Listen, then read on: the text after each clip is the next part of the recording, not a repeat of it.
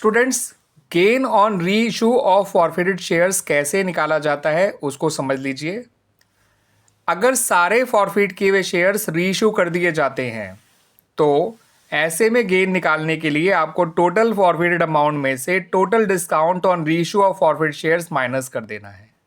ठीक है, लेकिन अगर सारे फॉरफिट किए हुए शेयर्स री इशू नहीं किए जाते हैं तो ऐसे में गेन निकालने के लिए टोटल फॉरफिटेड अमाउंट को टोटल फॉरफिटेड शेयर से डिवाइड करिए और नंबर ऑफ शेयर्स रीइशूड से मल्टीप्लाई कर दीजिए। फिर आपको total discount on reissue of forfeit shares minus करना है।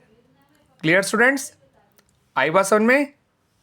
यहाँ पर एक बात और समझिएगा कि अगर फॉरफिटेड शेयर्स को पार पे या फिर प्रीमियम पे रीइशू किया जाता है तो ऐसे में total discount on reissue of forfeited shares zero होगा।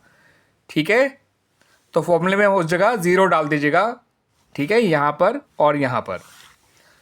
क्लियर हो गया स्टूडेंट्स? जब सारे फॉरफिट किए शेयर्स रीइशू कर देंगे तो डायरेक्ट टोटल फॉरफिट अमाउंट से टोटल डिस्काउंट को माइनस करना है, और जब सारे फॉरफिट किए शेयर रीइशू नहीं होंगे तो ऐसे में टोटल फॉरफिट अमाउंट को पहले टोटल फॉरफिट शेयर से डिवाइड करना है, नंबर ऑफ शेयर्स रीइशूड से मल्टीप्लाई करना है, और जो टोटल डिस्काउंट दिया गया है on the reissue of forfeit share उसको माइनस कर देना है बाद में। आइए मेरी इस बात को एक एग्जाम्पल से समझ लीजिए। सपोज 1000 शेयर्स को फॉरफिट किया गया जिनकी फेस वैल्यू थी ₹10 पर शेयर, और इन पे ₹6 पर शेयर कंपनी को मिल चुके थे और 4 पर शेयर नहीं मिले थे। तो टोटल फॉरफिटेड अमाउंट है स्टूडेंट्स वो है ₹6000। 1000 इंटू 6000।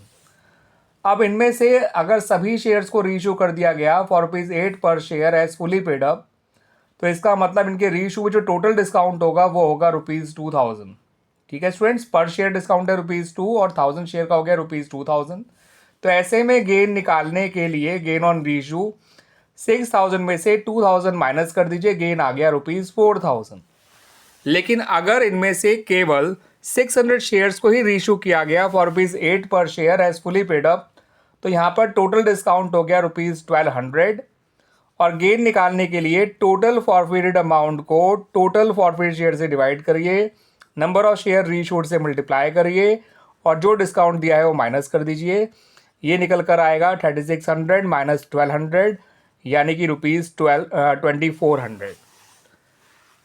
ठीक है स्टूडेंट्स, तो देखिए एक केस में जब सारे के सारे फॉरफिट शेयर रीइशू हुए थे तब गेन निकालना ज़्यादा आसान है एज़ कम्पेयर टू जब कम शेयर्स रीइशू किए जाते हैं।